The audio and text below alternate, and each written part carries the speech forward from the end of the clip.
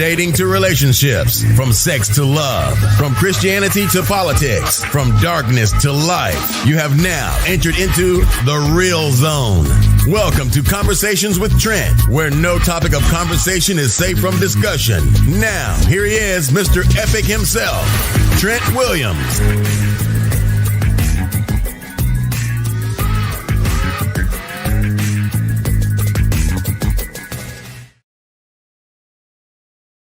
God, don't give up on me yet. I know I'm not your best bet, but I'm trying. Don't give up on me yet. Ooh, and God, don't leave me here alone. I know I need to grow still, and I'm trying. Don't leave me here alone.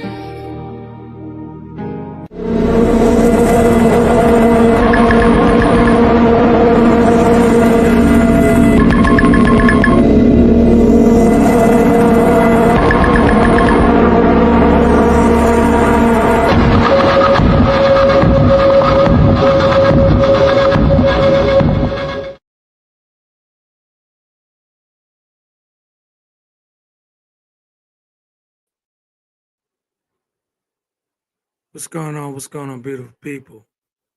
Welcome to Conversation with Trent and his wonderful friends. We got a good one tonight. Actually, it's coming off the heels of the previous podcast. Ursula mentioned something on the latter part of the show, talking about trauma response. So Coach D suggested that we actually do that topic tonight. So we're unpacking trauma responses. Understanding when to stay and when to go. Again, understanding when to stay or to go. Let's bring the ladies in. They're pulling up the rear here. One second.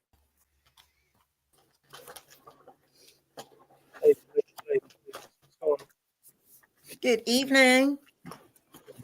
Happy Sunday. Hey there. I'm trying to find my mouse. Don't mind me. My mouse has gone AWOL. Oh, good. Yeah, actually, I checked the last podcast out. It got pretty juicy at the end. It's real good. One of these days, I'm gonna have to start doing a rewatch, replay. Watch the replay. I don't think I've done that in a couple of years.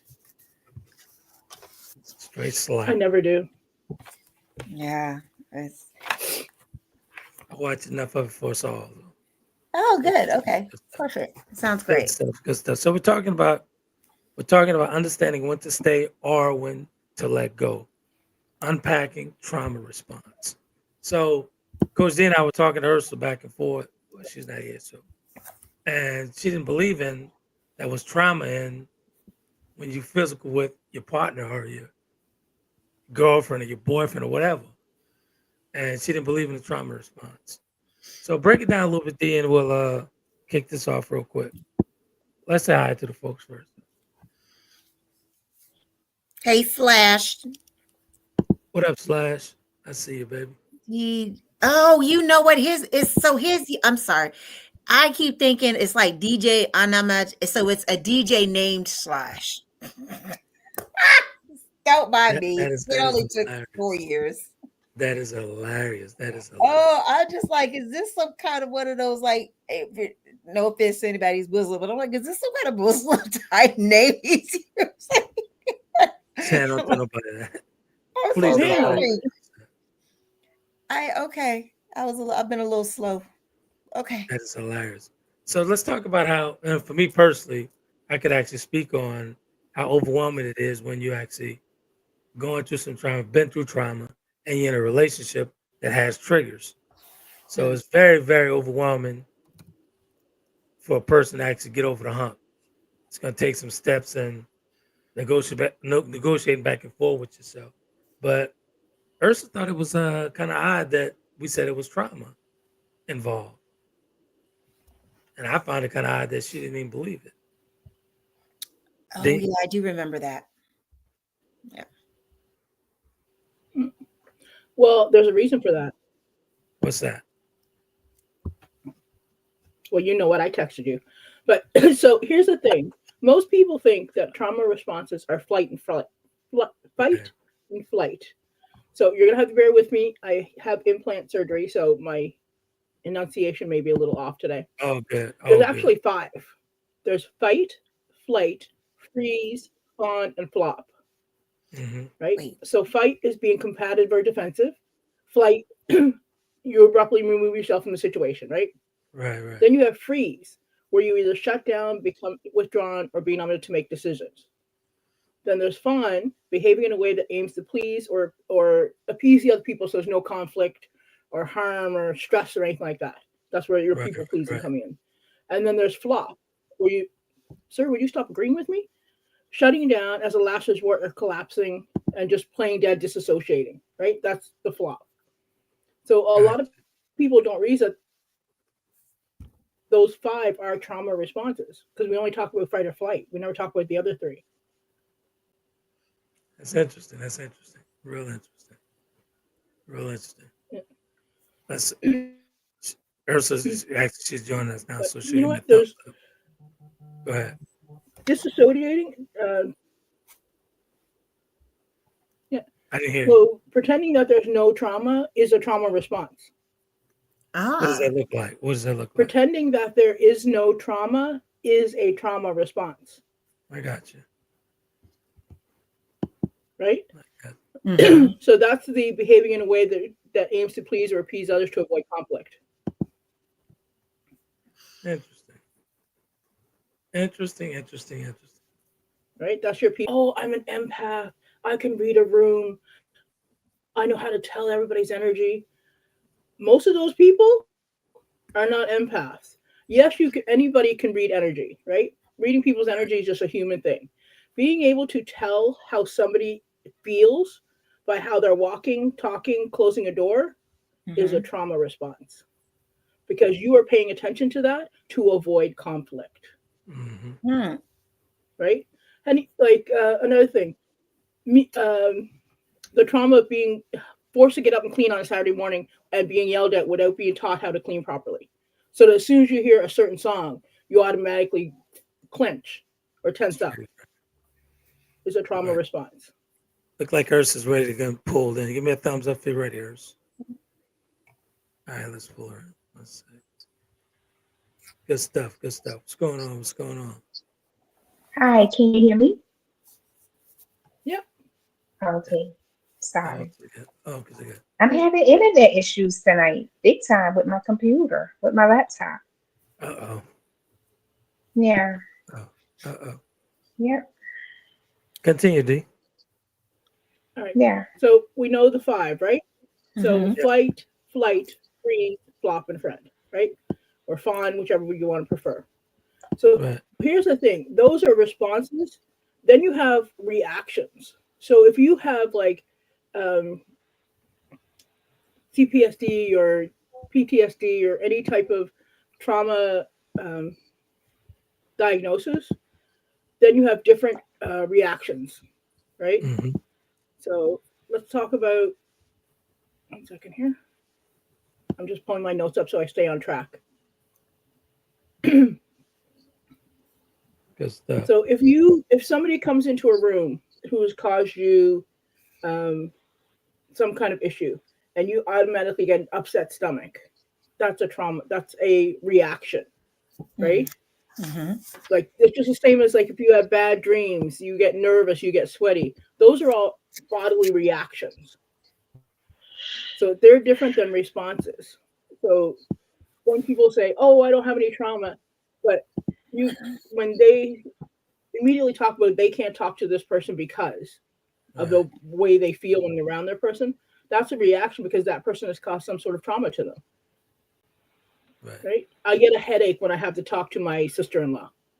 My stomach's upset when I go near my grandfather's house. All of those are reactions. People like to pretend that we don't have any trauma in our lives. There's very, very, very, very, very few people who have gotten to adulthood without either witnessing a trauma, hearing about a trauma or being involved in a trauma, right? Our television shows show trauma every single day. Very true. People just pretend it doesn't exist. Like if you're watching any type of war movie, show where people are being shot or murdered, any horror things, those are all traumas that you are witnessing that you may not cognitively think is a trauma, but your brain looks at trauma completely different than unconsciously than we do consciously. So do these responses that we develop, let's say out of the 5 different types or even the reactions, do they develop or is the purpose for them as a form of self-protection for us to protect ourselves? They are self-protecting. Some people can use them as coping mechanisms, but what is a response is an unconscious response, something that happens without you thinking about it, right? Coping mechanisms are different. Like I have PTSD, so my coping mechanism is to overwork so I don't think about the memories about where the PTSD come from, right? So coping mechanisms are completely different than initial responses. One of my responses is if you startle me, I will hit you. That is an unconscious response. That's just my reaction, right? Xavier, if he gets scared, he's terrified of bees. If he gets scared, he freezes. He does not move at all, right? So we all have different responses to different things that are happening in our lives. So let's get down to the meat and potatoes of the physical aspect of it. When we was on a previous podcast, on the latter part of the show, we spoke on having sex, and when you're having sex with a toxic person, you know that person's toxic. And you said it wasn't no trauma involved in it. And I gave you a good example of why there was trauma involved with Felicia, for example. Would always get me that's how she kept me manipulated as far as she would give me sex. Even after an argument, I'd be like, damn, that shit was so good. But she would still manipulate me. You see what I'm saying? Yeah. Because she knew exactly what to do to get me to that point, to calm me down so I'll forget about all the scandalous shit she was doing. It was weird to me. It was strange to me that you said you would feel like a little boy or something like that. Right. Or it would just bring you to that little boy. But then I understood a little bit too when you said you had abandonment issues from your mom or something like that. No. Your dad. Now let's clear that up real quick. No, it wasn't my mother. The issue wasn't with my mother. The issue was with my father. He was the one who took you from your mom. Yeah, exactly. That's what I meant. Yeah, that's right. Yeah. But I understood a little bit more, but I think I'm just gonna learn from this, because honestly, I really did think, part of me just thinks that sometimes when you're being intimate with people, it just could be your connection with them or something. I thought, people connect intimately sometimes. It's not always, even though you have trauma, even though you do have both people, all of us have trauma. If you live on this earth long enough, you'll have some sort of trauma. Right. But I just didn't connect those dots, trauma, intimacy, or trauma sex. I just didn't, didn't. Let me give an example, right? As far as with the way I saw my dad. Even though my dad cheated on my mother and took us from my mother when she was unable to actually get to us, she was hospitalized. But here's the thing. I admired him for being a womanizer. That's a trauma response. I think her having trouble here. One second. I think we lost her. I'm back. I admired my father for being a womanizer. That was a trauma response for me. And all I did was mirror everything he'd done.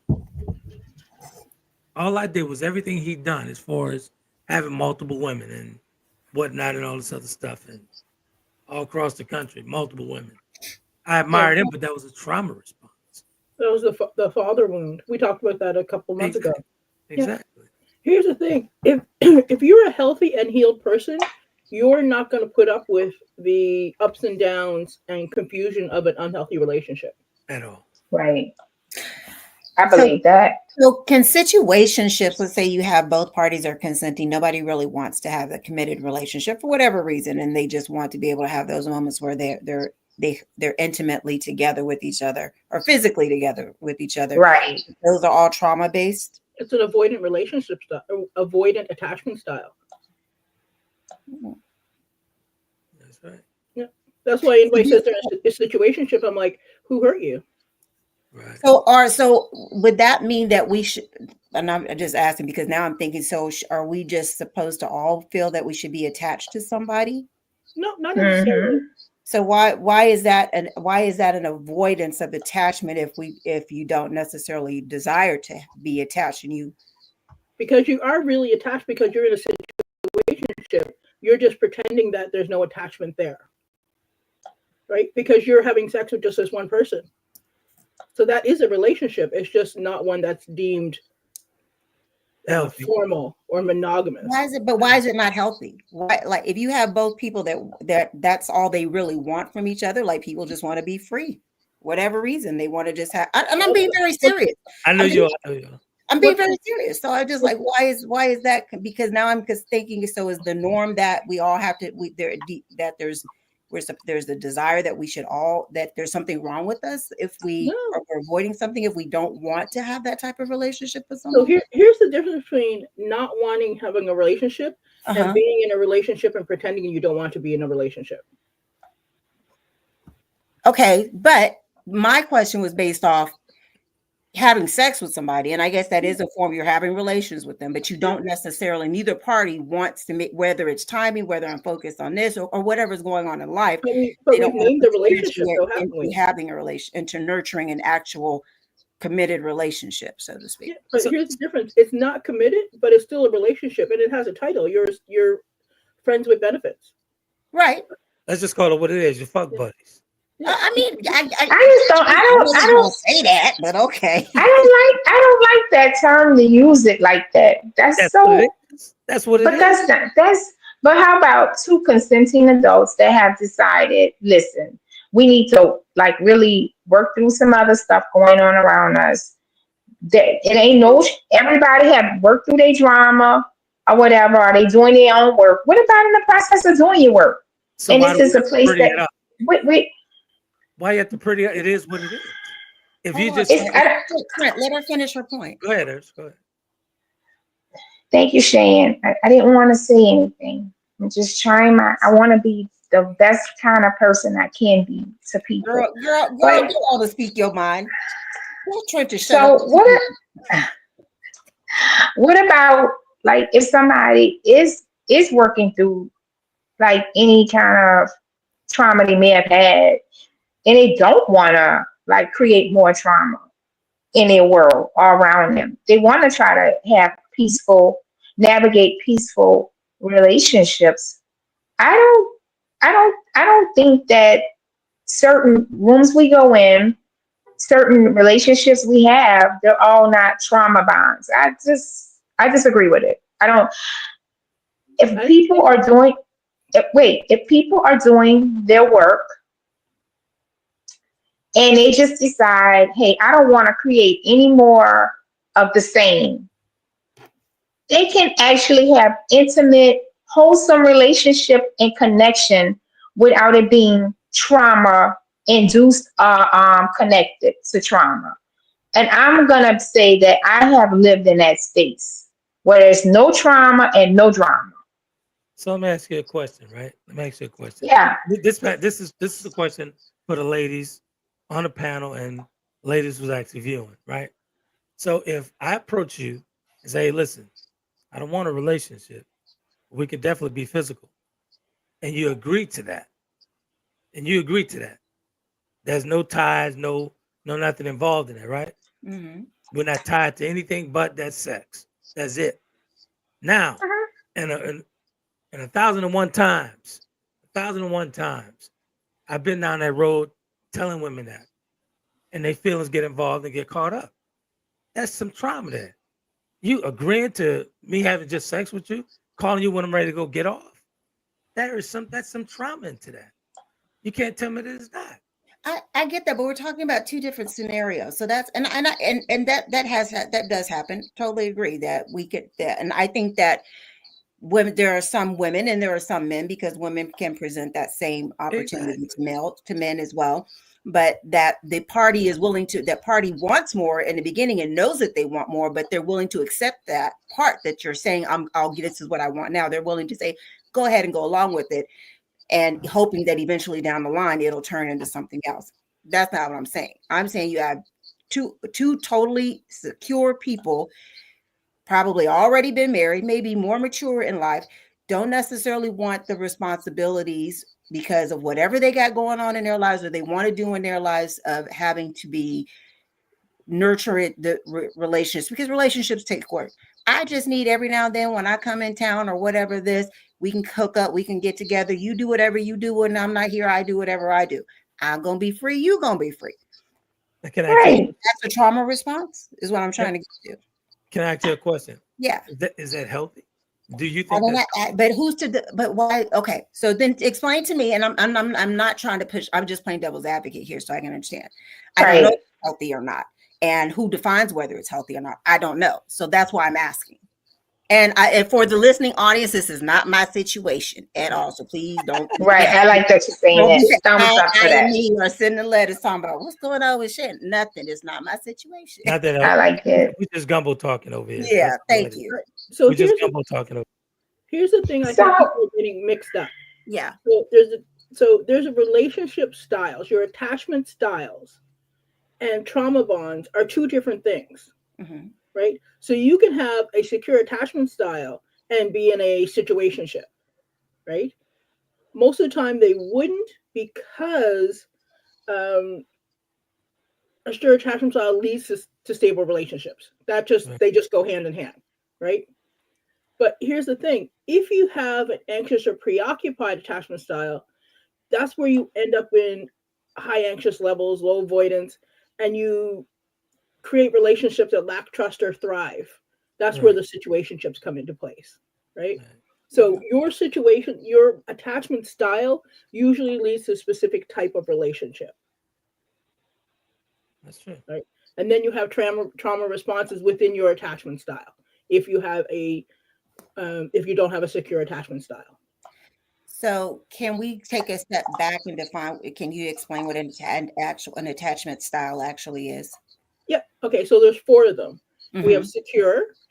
Securely attached people have less anxiety. Okay. Securely attached people have less anxiety or avoidance in relationships. As I said, they usually end up in a stable relationship with healthy boundaries with others and strong social support. Right. Then you have anxious, preoccupied. May involve high anxiety levels and low avoidance. They create relationships that lack trust or thrive or chase. Right? Okay. Then you have the dismissive avoidant.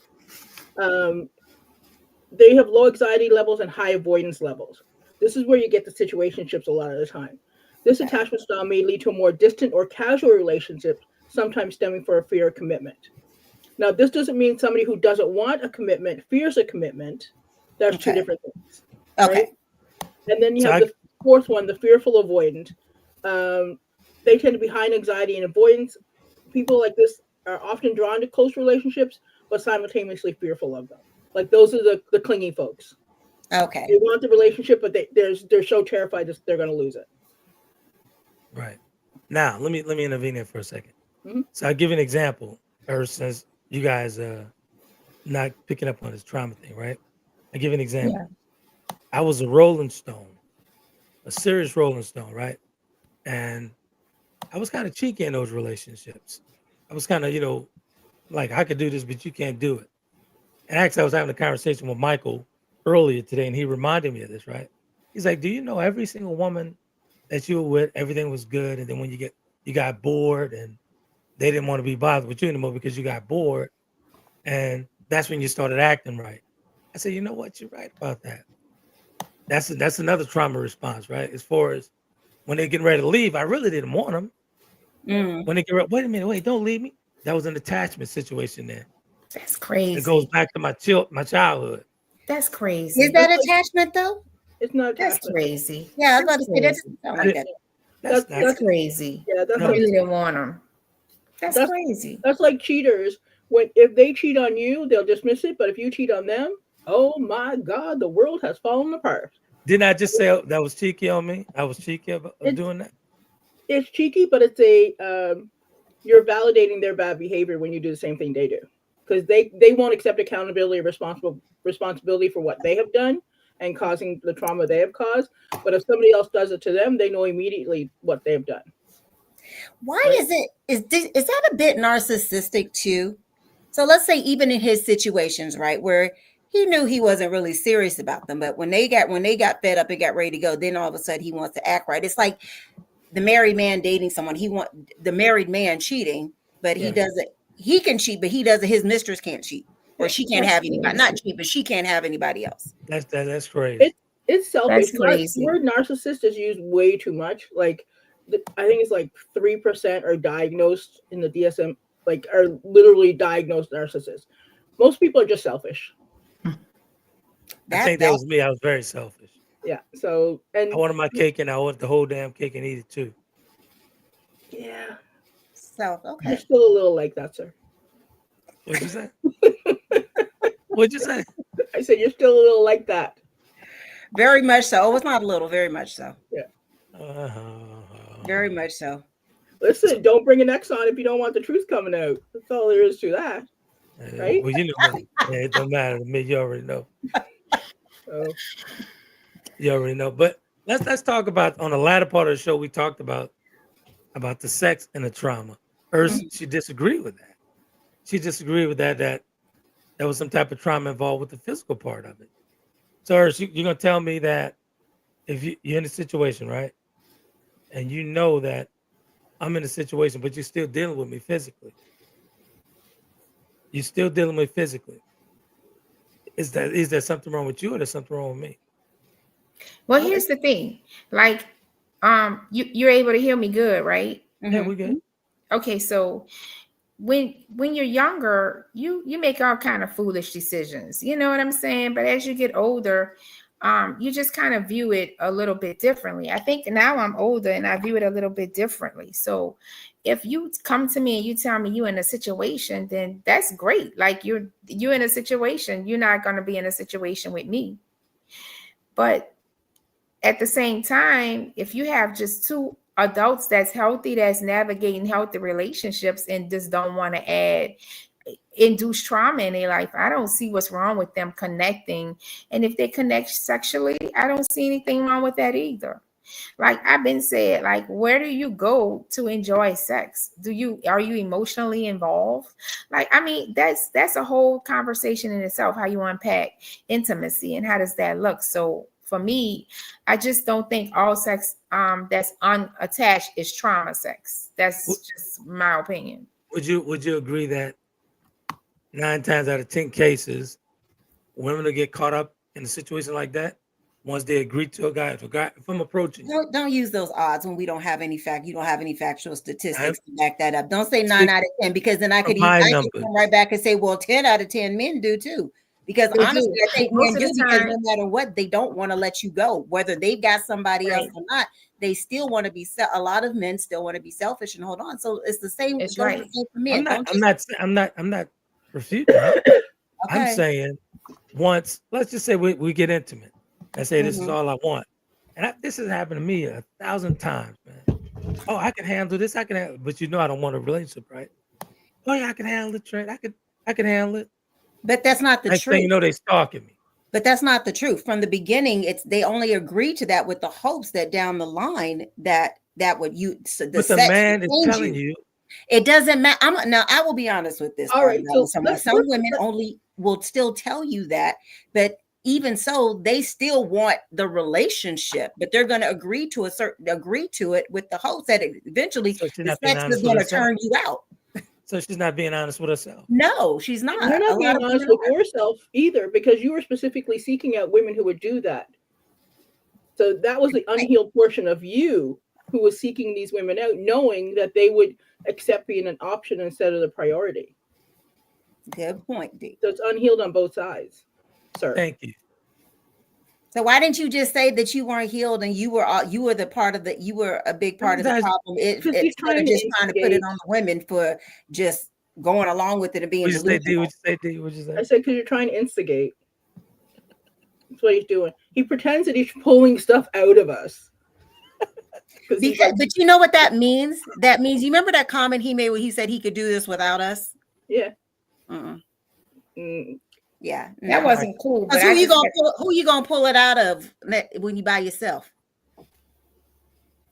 I will go there, but I'm not gonna go there tonight. No need to You go said there. a lot last week, but I'm okay with all. I mean, What did I say? Okay. What did I say? A lot happened last week. A lot happened, but this is a transparent platform, right? It is transparent. Well, it's very transparent. Always welcome. Walking out to lights last night. Dee could have set up her own podcast and said bye. You wouldn't do that to me, Dee. You wouldn't do that to me. Sir, I ghosted you once. What do you think? I wouldn't do it again? Y'all know. The only difference is now the healed portion of me say bye. That's the healed person and me too have said for the last couple of weeks. I'm just gonna navigate peacefully different things that get said. Like I'm just gonna go peacefully with it. Like I'm not about to be like no Hollywood wide show and all of that. Like I ain't doing that. I don't got time for that. So my time's set up. It's not set up for that. You don't have to be peaceful. Just be yourself. That's what I'm saying. You see, transparency is yeah. I will tell you off 10 times that you piss me off. I'm telling you off. Yeah. I'm not taking no high road. I am too old to be taking high roads. I like the high road. I'm gonna take a high road every time, as much as I can. And see, this is what Dee and I. You're a better person than me. Dee and I are real good friends, and Shannon's getting that to the point now. She knows that sometimes I can be an asshole. Sometimes. Are you trying to say I'm just now getting to that point? Man, you just figured out DJ's last name. Like sometimes I love you and you're gorgeous, but not always. He know who to mess with and who not to mess with and what to say and what not to say. Let's just be. And he knows how far to go. Right, exactly. He know. I love pushing buttons. I got buttons all over here I can push. I think Kobe might like Atlanta and pretty soon. He might want to come visit. Who wants to come visit? Just the dog. Just Kobe don't want. Kobe don't want nothing to do with that trick. that stuff like that. Why are you calling the dog a trick? Because that's who he is. Stop. I'm just teasing. Why would you say that? I'm just teasing. So wait, I'm just getting. This is just sidebar. So is Kobe gonna have trauma since there's gonna be like no attachment afterwards? Right. Probably already has because he's probably taken from his mama too early. Yeah.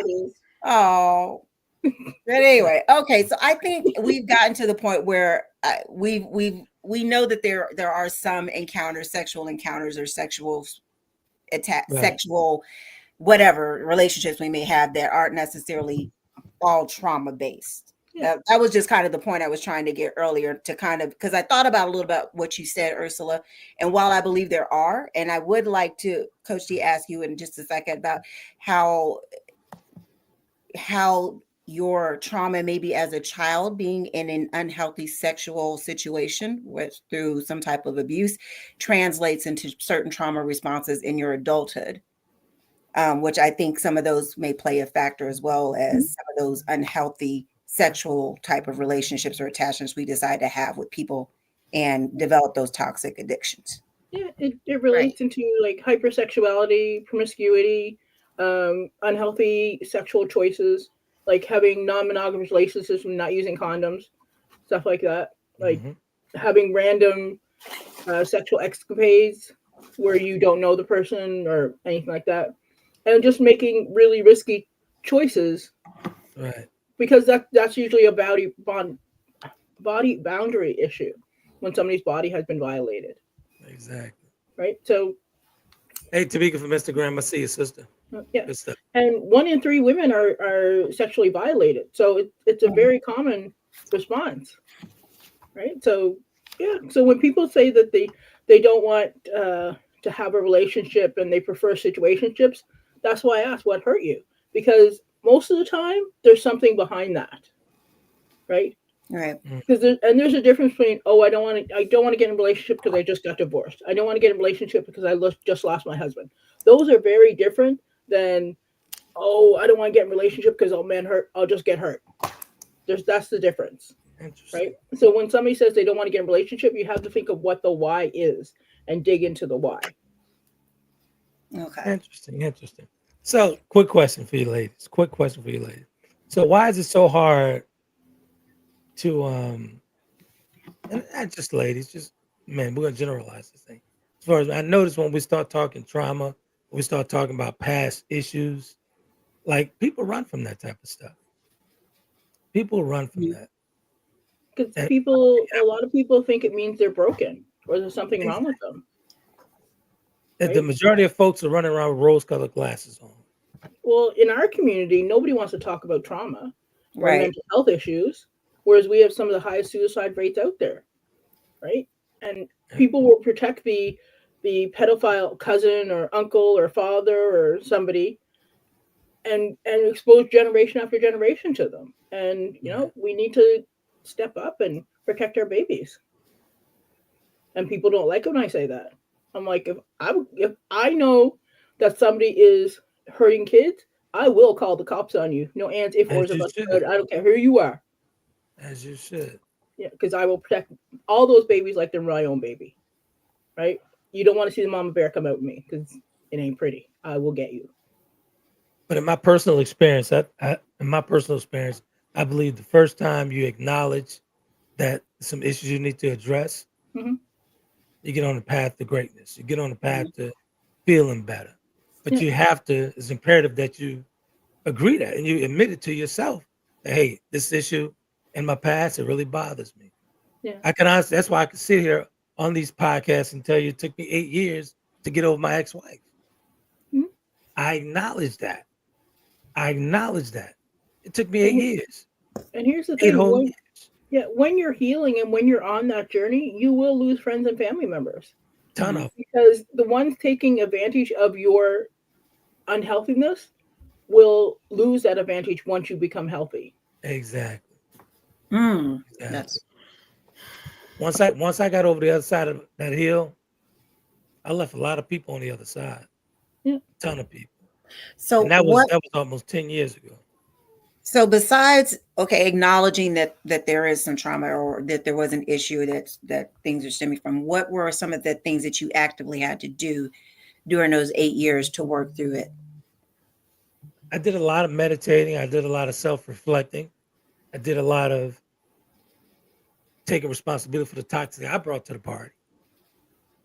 So once I did that, what did that look like? But what does that look like when you say it was bad? I was sometimes I was a horrible friend. I was a horrible brother. I was a horrible husband. And I admit it. I was arrogant. No one could tell me anything. But I took responsibility for that. Each single thing I'd done, I took responsibility for that. That's how the conversation started as far as with these book tours. I can't go back and apologize to all these women I've hurt. But they can pick up a book and they can see where I've changed. You have to acknowledge that first, man, to yourself. Yes, you can. I'm sorry to interrupt you, but yes, you can. No, I you can't. can. No, I can't. No, I can't. I don't even remember half of their names. You can. Again, I don't even remember these people. Apologize.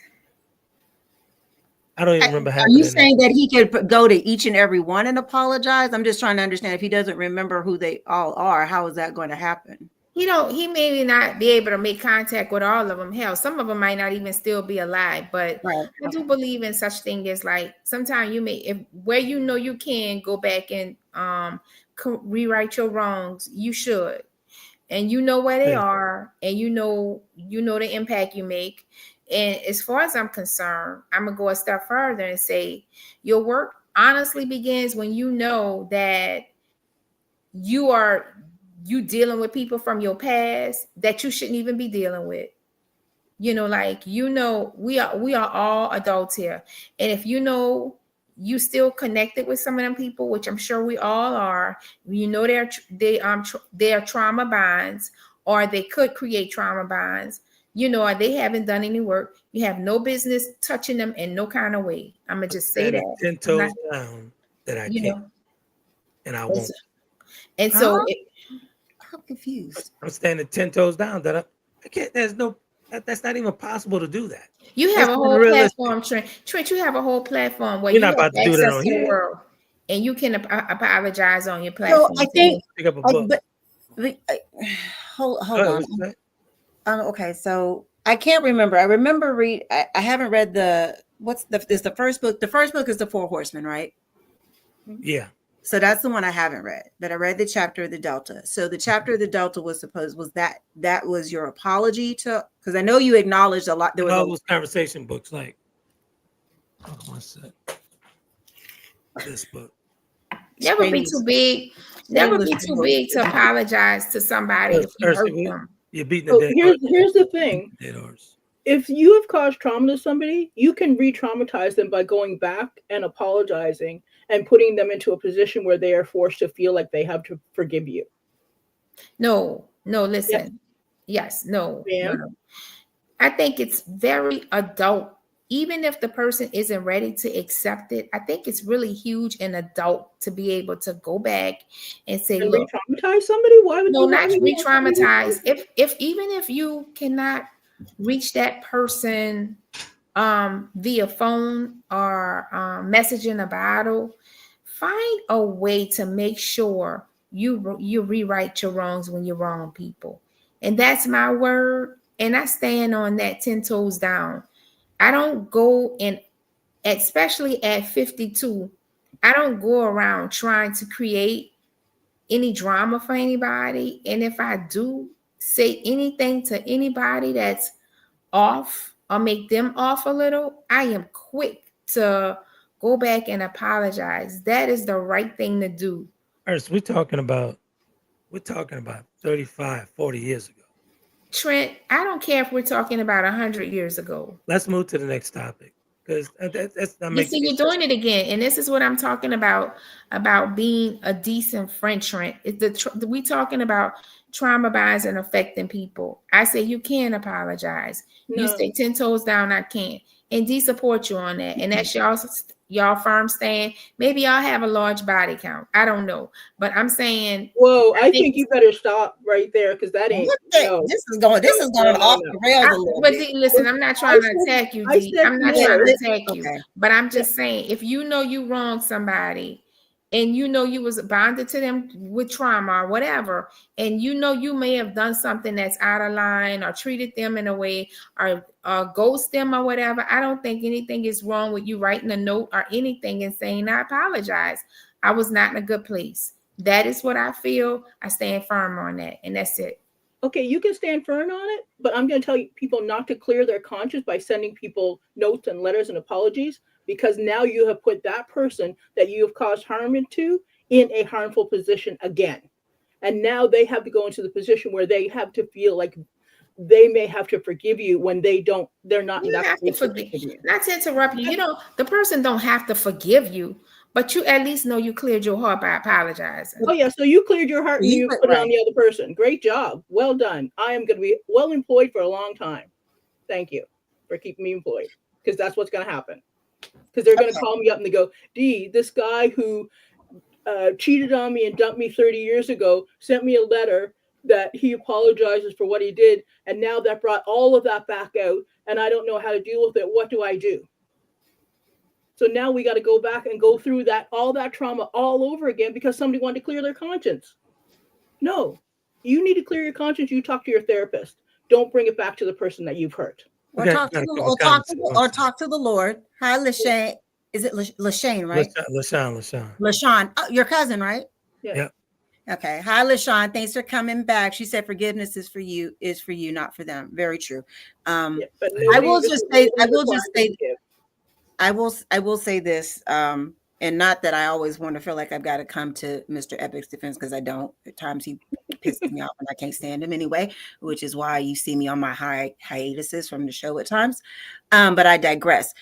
However, I don't think, Ursula, and I totally agree with what you're saying about you can go back and you can apologize to people and try to make things right. I think what he was saying is not that he's not willing to do that. I think that there's a improbability of the impossibility level of doing that. If you can't, like, if you've got, and I'm not trying to put you out there, we all know you as a whole, you put it in a book. But if he's got that much of a large body count that he can't even remember people's names, how is he supposed to go back? I'm just asking for me to individually go back and apologize. I think, and from what I understand from our conversations and from knowing Trent, that when he wrote the books, he put the stuff in the book, which was part of his apologizing and taking responsibility and accountability for the things that he did and the wrongs that he did to a lot of women. He also went on these book tours and he spoke about it and things of that nature. So I think if there was one person that he missed, that if they came to him and still said that 40 years later, you did this, that, or the other to me, and it caused this, that he would still apologize. I don't think he's saying, and correct me if I'm wrong, Trent, that I'm above apologizing. There is a impossibility because there's been that many people that he can't even remember names to even know who these people are to go back to. The other part I will just say, and I don't, we all love each other and I want everybody to know that, but it was a little bit of shade, and I'm just going to call it as is, lumping D in there with Trent and I wasn't trying to lump D. I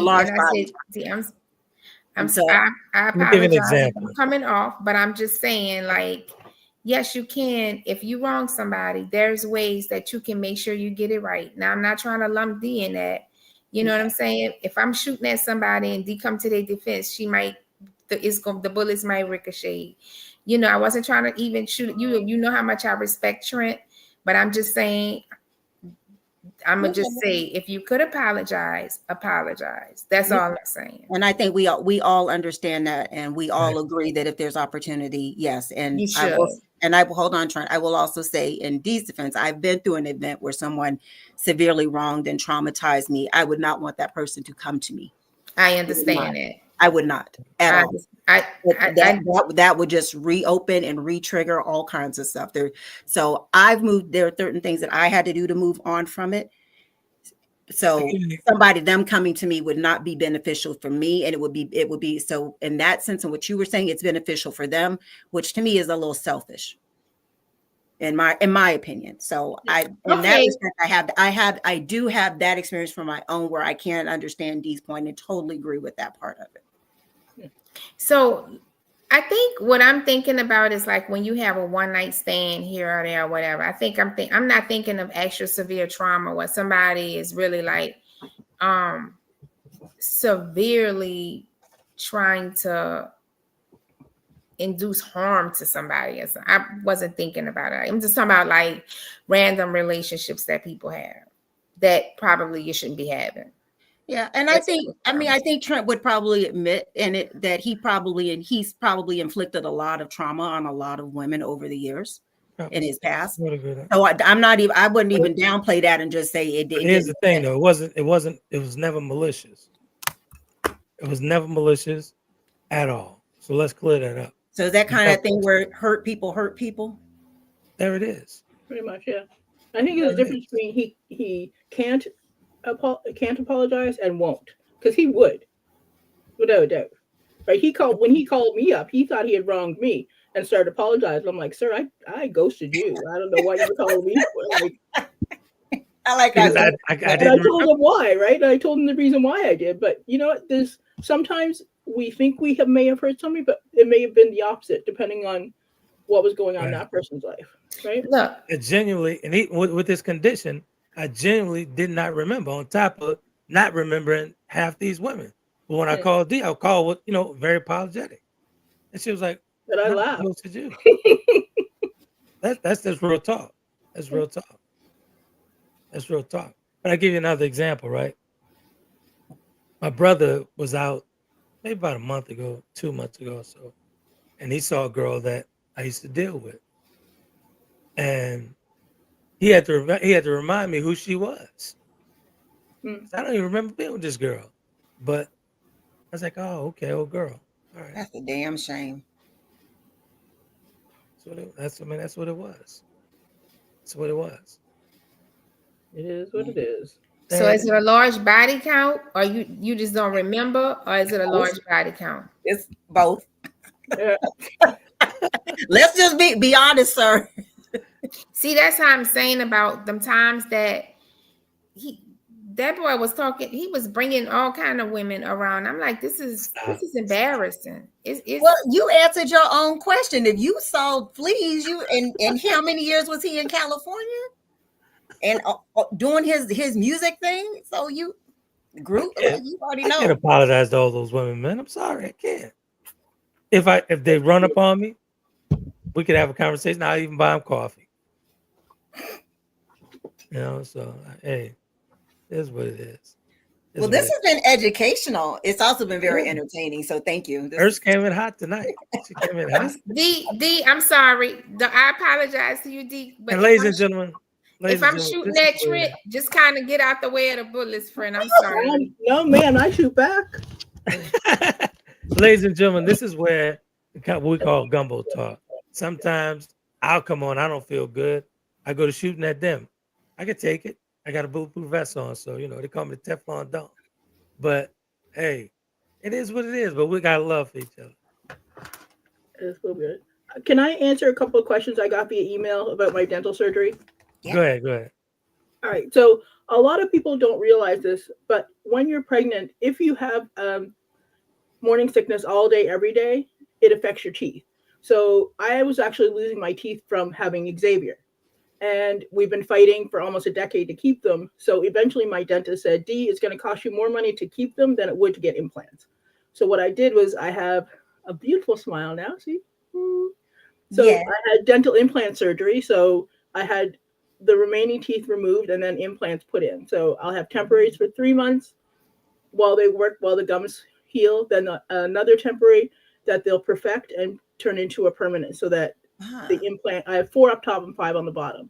So for the people who are concerned about why I was having dental surgery and what was happening in the front of my mouth, that's the reason. And it's actually very, very common for women in pregnancy to lose their teeth.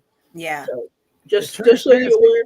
So that's why when I tell people, if you see somebody who has something going on with their teeth, there may be issues for them. It's not always bad hygiene. And it's expensive to fix because dental implants are not covered by insurance. I have great insurance. And it's $42,000 cash. Ooh. It costs to get. I have a new car in my mouth. So when people talk about, they have bad teeth, I'm like, there may be reasons behind it. And ask questions and stuff like that. So thank you. I'm fine for all the people that were worried. No, we're glad. We're glad, and we love your new pearly, your new smile and your transparency on this conversation show is immaculate. Yeah. Immaculate. So Mark said Shanna Bright ghosted Mr. Epic also. No, I never ghosted. He always knew where I was. I've ghosted the show several times though. Yeah, she didn't ghost. Was Michael coming in to save you? Trenton. Oh, Mike Brown. I can remember. Oh, Mike. Yeah, was he around all them times, or was he doing his own? Do we need to ask where you were, sir? Let's have a little fun with this, right? Let's have a little fun with this. Michael Brown was in the group with me, right? I think we were in Rocky Mount, North Carolina. It was for a show. Some lies. Oh no, I'm with Mike. You know what I'm about to say. He know exactly what I'm about to say. So I met the girl downstairs. She was actually checking us in. And I told her, well, she already knew what room we're in. So this fool, she gets up to the room. He's sitting in the center of the bed reading the Bible. I said, Mike, you got to go, bro. You got to go. You got to go. Trying to save you. You got to go. He's sitting in the bed reading the Bible. We had the twin beds. He's sitting in the other bed reading the Bible. But he finally left because I told him, I'm going to get it. With you even on the bed, I'm going to get it. Oh, my God. That is so crass. I mean, she ended up staying the night. And we dropped her off before we went to the radio station. I mean, we were like 22, 23 years old. Oh, Jesus. 22, 23 years old. And I didn't even remember her name. Mike said, that's what I did for me. He said, bullshit that I did not leave. He says, I did not leave y'all laughing. She ended up sleeping in our room.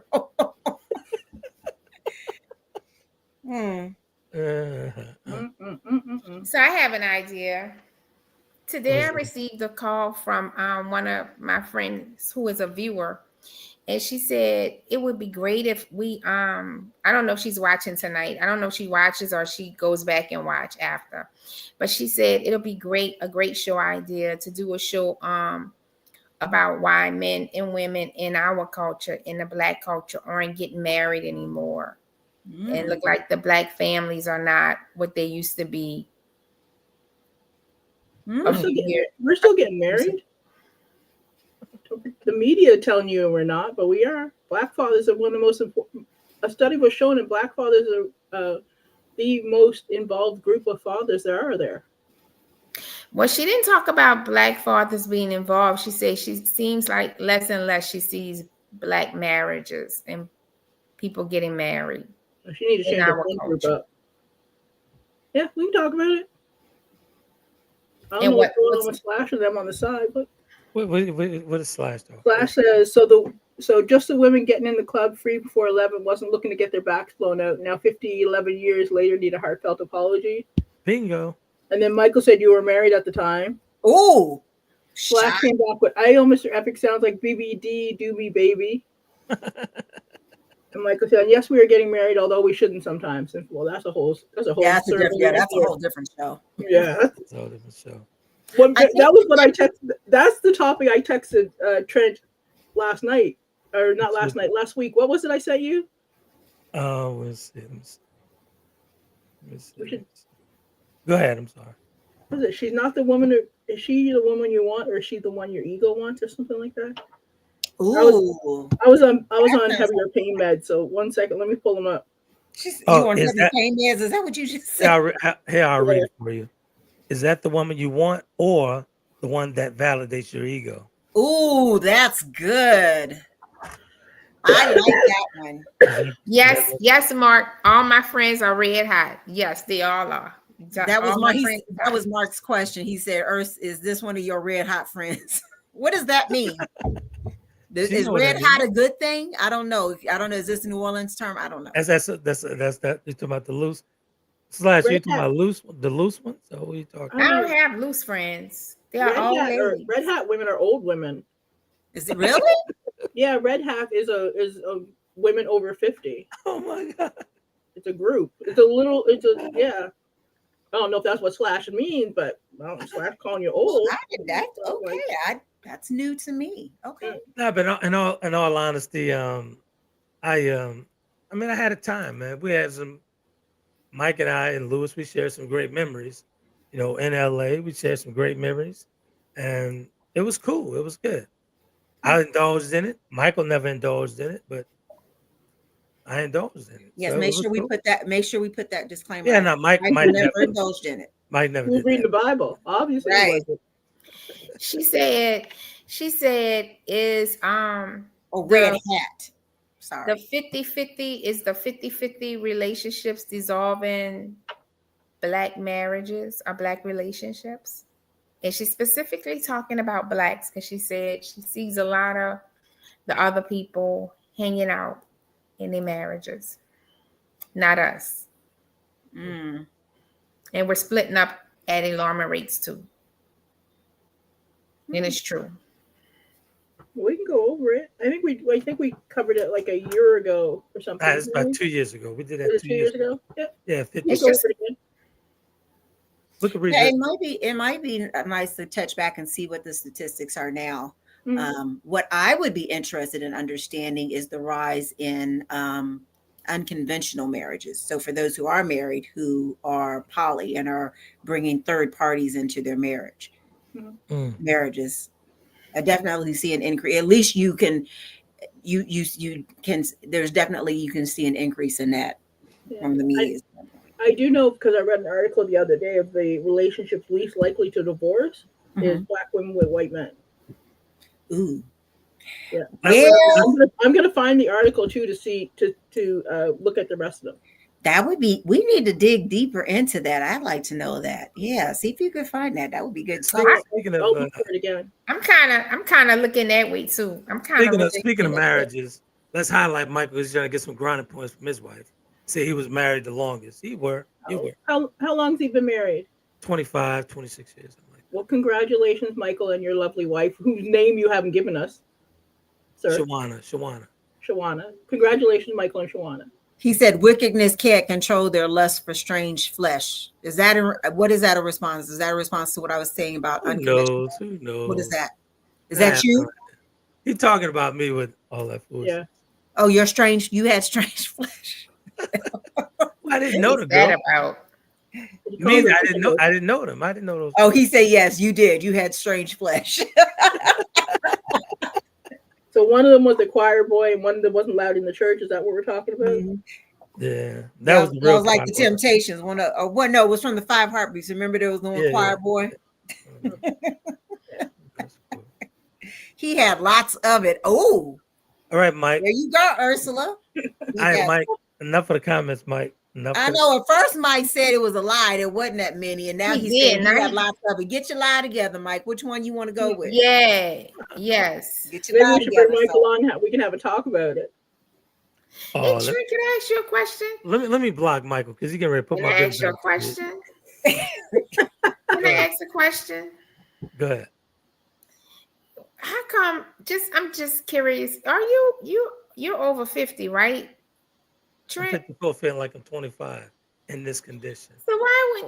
So just out of curiosity, why does it appear like when anybody says anything about your sexual exploit whatever experiences or whatever, why it seems like you kind of porking your chest out a little further, like, yeah, I did it. Like, it seems like some kind of pride thing.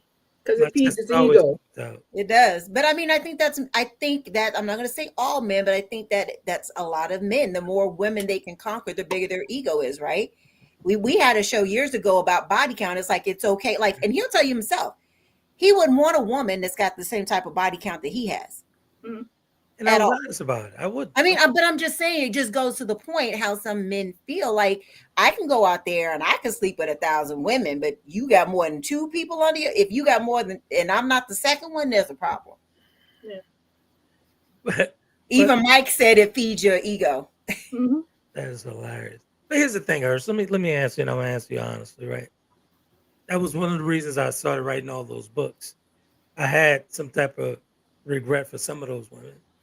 But the other ones, they were just somebody who came along. Let's be honest. And if guys want to be honest, you do have those come along women that turn into roadkill. We do have some of those type of women out there. Yeah, I don't want to have that conversation. But the ones that I remember, I cherish the friendship still to this day. So I hope you're not still just doing roadkill. I'm sorry, say it again. I hope you don't still just do roadkill. I'm single and I have no plans on getting married. I have no plans on none of that stuff. So then are you just connecting with people or do you have trauma? I'm too busy working in this recovery, man. Okay. I spend more time with schools. So Trent, please tell the audience and the platform your status. I think are you celibate or are you out there doing your thing? What are you doing? I'm celibate. Okay. So that's what I thought we left off at. Yeah. And can we not call people that have been hurt roadkill? Because chances are, if they were in that situation, there's probably some trauma behind it. You're right. You're right. And you created trauma for those people.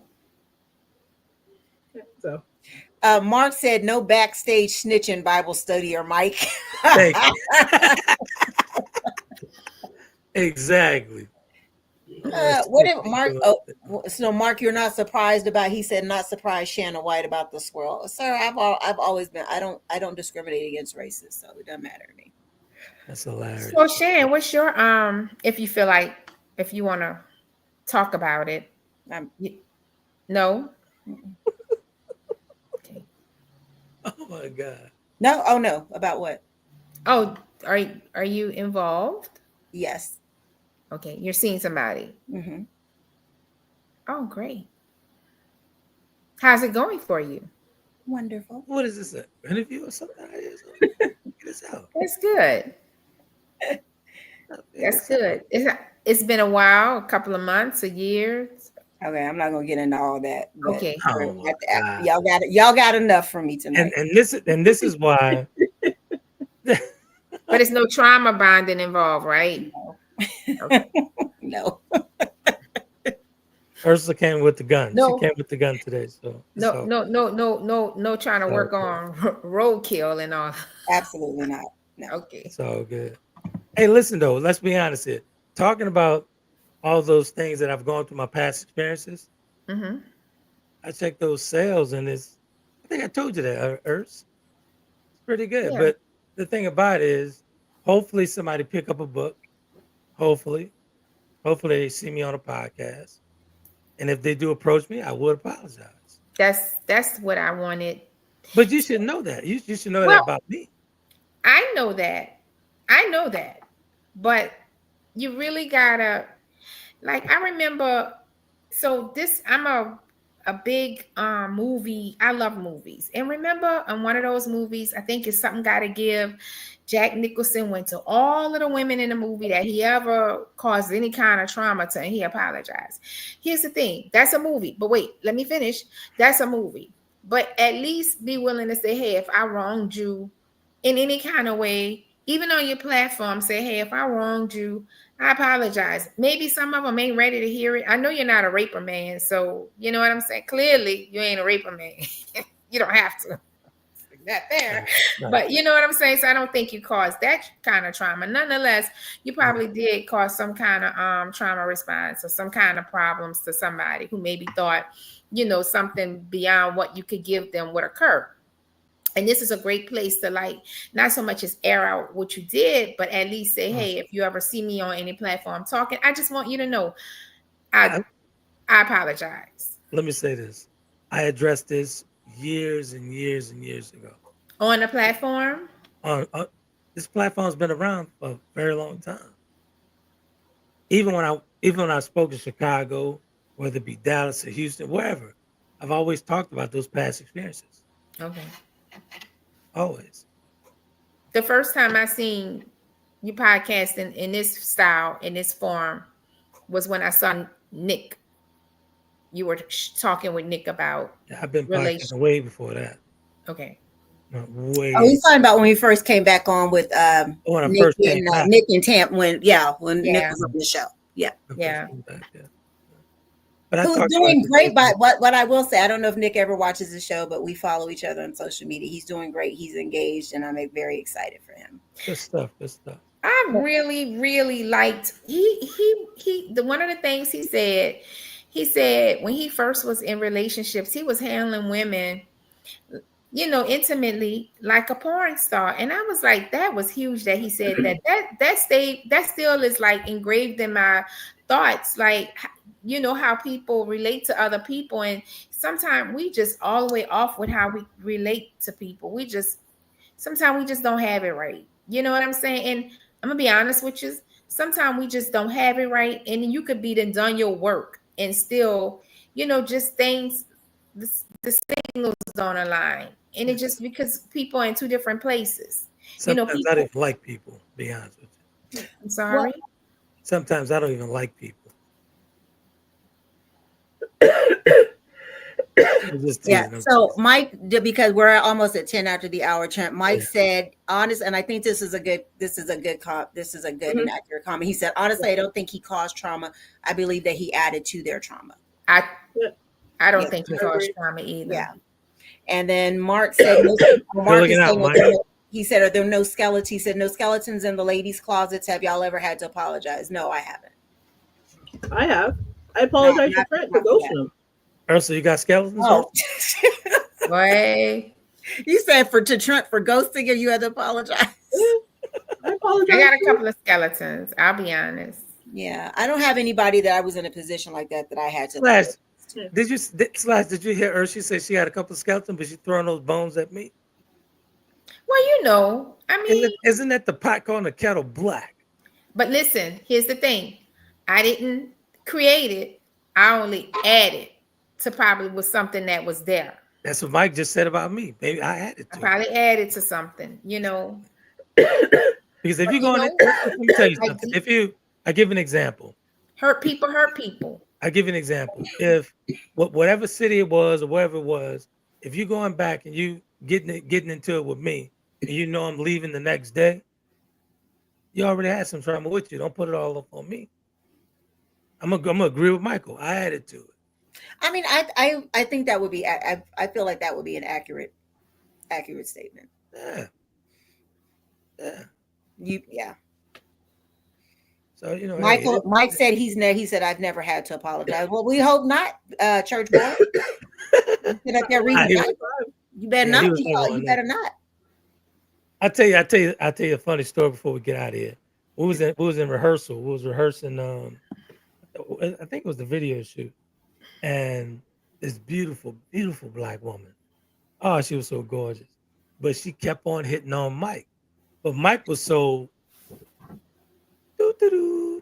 He didn't even know she was there. I said, Mike, you know you could take her back to the condo, right? He's like, nah, man, she don't like me. I said, I'm telling you, she's always favoring you. I mean, I'm talking about nice. Mike, you remember that girl's name? She was a dancer. You trying to get Mike divorced? Right. This is way before Shawanda's time. Way before time. But You know what's gonna happen now? Mike's gonna go home and Shawanda's gonna be like, so Mike. Not y'all want to throw bricks at Michael? He don't even remember the girl. No, I'm trying to keep Michael out of trouble. You're not. Mike says no to hers. So you gonna throw bricks at him too? You don't remember the girl? But he didn't do anything, so there's nothing for him to have to go back and apologize about. Mm-hmm. She was a nice one, though. She was a nice one. Okay. He talking about no trouble. He don't want no trouble. No smoke. Don't bring no trouble to his door. Trying to save Michael, and you're trying to throw the poor man under the bus. That's funny. All right. You okay? Everything okay? Me? Yeah. I'm great. I'm excellent. Ursula, you need to. Are you going to start your apology tour, or you've already done it?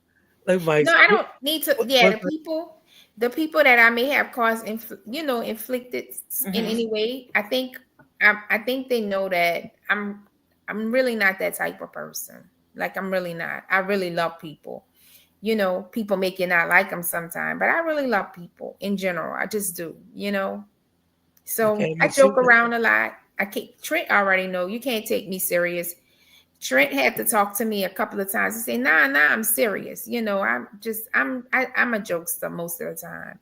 So, no, I don't ever set out to be malicious and hurt people. But I do think there might have been times when people saw a little bit beyond what I can give to them or whatever, and got involved, maybe got their feelings involved a little bit, but it's just like women, just like any of us, you learn how to heal yourself and get past what, right, you thought it was going to be, which I think men is better at it than us, really, Then I'm going to comment on these numbers going back and forth because they thought we were actually arguing with one another. And it's crazy how society thinks, right? It's crazy how society thinks. The moment they felt like me and Ursula was getting into it, I'm watching those numbers just grow. I'm sitting there watching them go. And the moment things settle, the numbers started going down. So you view it as toxic.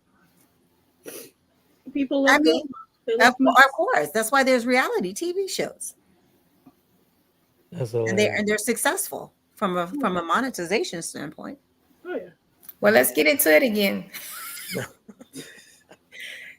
Yeah, because my hair and makeup budget bill is about to come your way. Wait, y'all got me feeling bad because I shot at D. You know what I'm saying? D, listen, I really want to be clear. I love people. I was in the Army for 18 years. It's gonna be a hell of a lot more for you to say for me to get upset. Okay, good. Because I'm like, I'm gonna be honest with y'all. The fans will come for you, though. The fans will come for you. I'm gonna tell you. After the show last week, I called Trent to talk to Trent about something real quick, one-on-one, just a little. And Trent told me, yeah, by the way, you sound like you whatever the topic was about. I'm not gonna get off into the topic, but he said that you sound like you matized by somebody you never slept with. It just really, I mean, you never. Yeah, he said this by a phone call, and I'm like, hold on, I need you to be a better friend to me.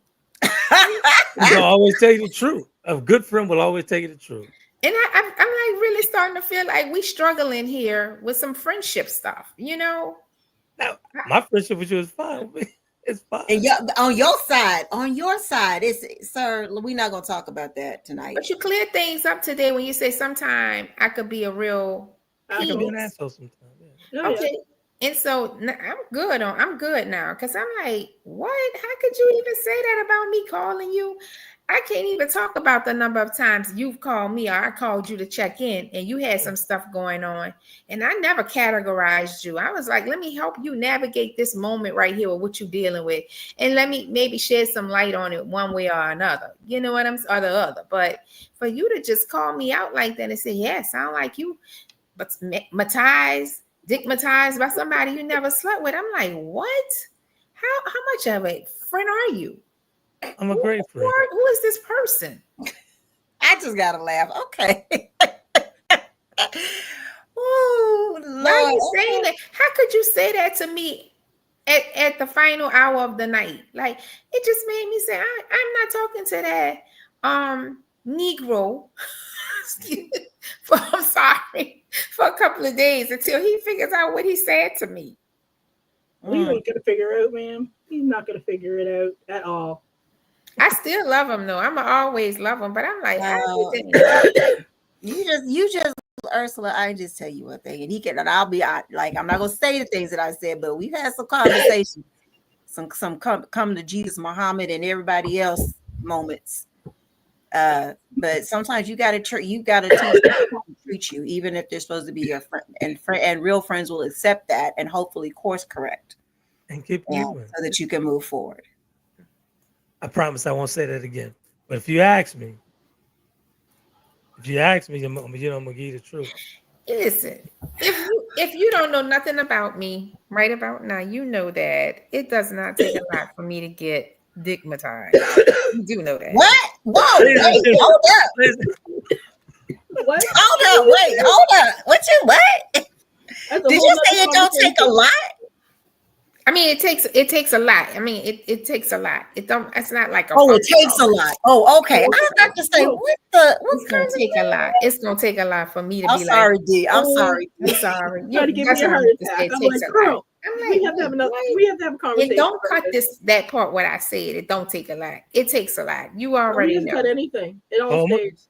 I'm gonna cut it in my favor. I'm gonna cut you in my favor too. All right, so last comments here, so we can get going. It's almost 20 after the hour. So Mike said he knows for a fact Britt does not love people. So that was your friend about that that. said that. What did he say? He said he knows for a fact that you do not love people. I think you need to take that up with your friend, please. I don't love some people. Yeah. I don't love. That's what Mike said about you, sir. Because I don't believe in that superficial thing. Like if you're an associate, you're an associate. There you have it. I'm not going to place you in a friendship zone. If you're an associate, that's what you are. You'll only get some of me. Right. The friend will get all of me. And that's how I categorize. Stay in your lane. Can I become an associate? Because you're too much sometimes. D, you want out? You trying to opt out of your level of friendship? Never. D says she don't want this package no more. She want to drop to the lower level package. I could cut some tape right now and send it to you, D, where you said, nothing's going to change with us. We're going to be friends for a lifetime. I can cut it right now. I can change my mind. We change the subscription plan. What music artist made that song? I wonder if I could change my mind. I have to go get Xavier, and little man is not in the shower. I see the lights are on over there, but nothing's happening. So I have to get going. Love you all. We'll see you next week. Love you too. I think we should do your topic next week. That was a good one. Sorry about the bullets, D. Sorry about the bullets. Girl, if you don't stop, and I'm sorry. Throwing bullets myself. I'll call you. Oh, you about to have D on her way to New Orleans, honey. Look, bro, don't you ever in your life put me in a situation like that. First of all, if I'm talking to you, you got to know I'm talking to you. I wasn't trying to talk about her body count. You said D's name specifically. That's why I was like, that was some shade, Ursula. Well, listen. It was. Go back and now you can go back and rewind the tape. Listen. Let me tell you. You can't apologize to me for calling. I mean, you just came straight at me. I was in my condition, and I can't believe you did that. I was like, oh, and D changed that real quick. I was like, oh. Thank you, Mark, for Tyrone Davis. That's what she trying to be Tyrone Davis. I wonder if she could change her mind about being your forever friend. You made D. You put D in a situation tonight. You put D in a bad situation. Hold on a second. Now let me say this now. How so? Did y'all see how D came to defend me? Boy, ain't nobody worried about D defending you. That's but not defending true. you against. But wait a minute, hold on. Defending you against which part? Ursula was attacking me. Oh well, yeah, but I mean, we all switch up at times. I mean, like we all do that at times, like writers, you know. But I think, Ursula, you was hot. Ursula, you okay tonight, girl? I'm good. The thing about, she came in hot, but ladies and gentlemen, I felt attacked, and I got my brace on tonight, and. Sir, we don't give two flying sheets to the damn wind about that. Shut up with all that. Listen. Let me explain something to you. Let me tell you something. I said that you could Jack Nichols people and go apologizing. She said he can't apologize to everybody, and she also said why he should do that. You're gonna keep me making money, because here's the thing: people don't want to be hearing from the person who hurt them in the past. I didn't think you was out here slaying people. You know, don't get me. We need to go to After Dark, because I don't think you out here trying to. I saw you. Now I ain't see you, but I saw you, and I know you ain't trying to murder nobody with whatever you toting below that belt. You do, but you do recognize and realize that he was a ho, right? You do recognize. He ain't murdering nobody. He ain't murdering nobody. It's not about murdering anybody. We're not talking about that. He ain't punishing nobody. He's not punishing nobody. It's not, but I think Mike's comment said it best. He added to their trauma. That's all. And he knew what he was doing. He knew even when those women may have wanted more, he didn't want to. Trent cannot sit here with a straight face and tell you that he did not probably agree to certain stuff that he knew he had no plans of fulfilling. I agree. Yeah, you're absolutely right. He was being a typical dude, and I'm not going to say typical. He was being one of them lying whole ass dudes. He was. Trent, I can ask you a question. Go ahead. Well, let me do a shameless plug since y'all talking about me. Yes, do your shameless plug. Chapter the Delta. After what is it? I think I wrote this to publish this in 13. Conversations of Trent, the limited edition. This is where all the juicy stuff at. I'm really about to read. I'm gonna go ahead on and plug in and read during the thing. I will tell you this: when he sent me the chapter of the Delta, I think I read it within 2 hours. It was it was really good. It's not long. It was really good, and I read it on my phone. So you know it was good. Beautiful. Full Horseman. Beautiful. Mike said, "Oh, you knew." So I want to talk to the not Mark, because Mark is oh God. Mark's a nice guy. But Trent, so when you were exercising in this place of just having women, were you like because I know you didn't recognize the trauma because you had to grow, but were you intentionally trying to put a notch under your belt? Like, I just love women. I didn't even think about a notch. I just love women. Do men sleep with women intentionally trying to add to their body count? I can't speak for all men, but I didn't. Some men love do. Women. Some men do. I mean, you see that in movies all the time where they do. I just had a thing for women, especially the ones that like me. What's that thing you got for women? What is that about? I just love a beautiful mind. I love beautiful women. I don't discriminate. They could be whomever. Their background could be wherever. I love a beautiful mind. One with a beautiful mind. I do. So. Mark said, Mark is talking about you, Mike. He said, Choir Boy tried to clean up a spill on aisle 7. # stop snitching.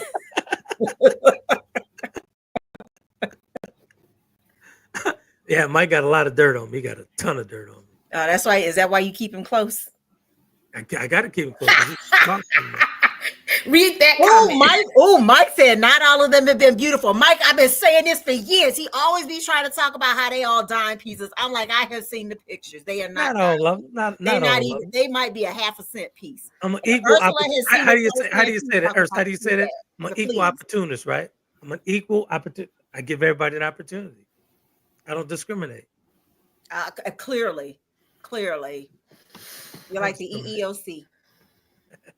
Clearly. I know one time I'm not gonna bring that time up again, but to say I know one time I seen one of them girls following you around. I felt so sorry for that girl. We're not about to do it. Right. All right, sir. It's 26 at the hour. I have got stuff to do for the rest of the night. Ursula, good job. High fiving you tonight, girl. High five. I know you backed up because D, woo, honey, woo. That was a good one. I was scared. I was about scared D was about to come through the screen. I was like, oh, let me just take a sip and sit on back.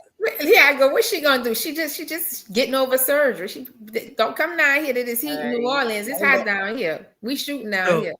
So you guys can catch me and my crazy friends on Spotify, Apple TV. Cool. You're getting in this red. You're gonna get some of this too. Taylor Kennedy TV, YouTube, all that good stuff. We're actually broadcasting in 175 different countries. So you can pick it up on Apple, Spotify, all that stuff. So they gonna see the foolishness in other countries. They're already seeing it. So good. You guys need to check out the podcast that I do with I saw it. The nutrition coach over in France. So that's a real good, very informative podcast on Thursday, this past Thursday. We broadcast twice a month on Thursdays. So good stuff. Really appreciate you guys. You can catch me and my crazy friends live or go back and catch the playback. You can catch Earth throwing darts and all that good stuff at me. She picked up what Shannon left off. What? She picked up what Shannon left off, throwing darts at me. I do no such a thing. No such a thing, sir. No such a thing. Ladies and gentlemen, if I blink twice, come help me. You know, conditioned and everything. I can't move this arm too much, and Earth got in here just acting a fool on me. I got unwanted spasms and all that stuff, but I still love you, Earth. I appreciate it. Oh, you always love me. And the thing, I'm not trying to change my mind on a friendship. Not at all. Last comment, Mark said beauty's in the eye of the beholder, which means they was ugly. Stop. Go close the show down, girl. Thanks for tuning in. Please go on over to YouTube, smash that like button. Make sure you invite somebody out next week to come and join us for some more gumbo talk and crazy. I don't even want to say shenanigans. I don't even know what happened tonight, but like and subscribe. Yes, like the channel, subscribe, and invite a friend. That's right. You got to start getting that link out to me a little earlier so I can get it out to my whole community. I already sent that to you. What are you talking about? I know, but I kind of need to start getting it earlier on Sundays. Okay, it's all good. I got you. I'm sorry. I should have called you out like that but it's why it's on my mind. I'm getting old, bro. I'm over 50. It's all are we the red hat people? I'm not the red hat. Okay. Yeah, when the next time you come to New Orleans, girl, you overdue for a trip to New Orleans. She bringing that trip down here. Yeah, I got to bring the dog down there. So when you coming? I think maybe sometime next month to drop her off. Okay, all right. Trent, are you still going to be on the road next Sunday? Yeah. Okay. But don't say where, because I'm not saying nothing. She doesn't know. I'm not saying anything. You think you'll be back in time? Because you're going halfway across the country. I'll be back. Oh, I'll be back. That's right. I ain't saying nothing. Yeah, but don't say nothing because she's probably watching. Oh. Well, you just blew it. Bye. Time to get off the podcast. Now, have a good night. I'm out. All right, you guys be epic. Bye. All right. Bye.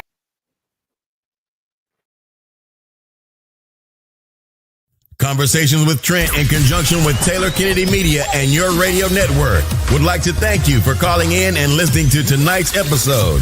We hope that tonight's conversation offended you just enough to turn your mirror inward to come back for more. So until next week's conversation, be epic.